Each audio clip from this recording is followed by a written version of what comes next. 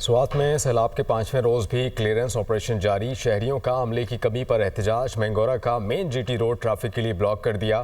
تفصیلات سے آگاہ کر رہے ہیں وہاں موجود نمائندہ دنیا نیوز سلیم اطہر۔ سلیم بتائیے گا۔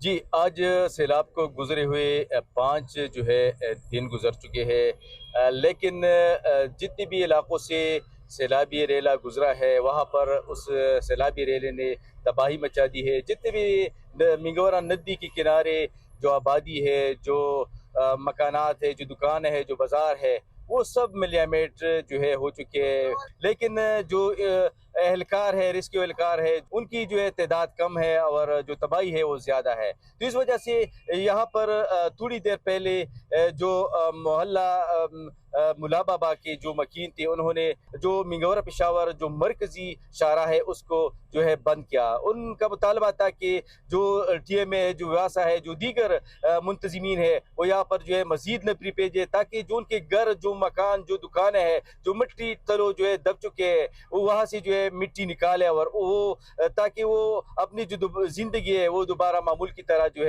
گزارنے کے قابل ہو۔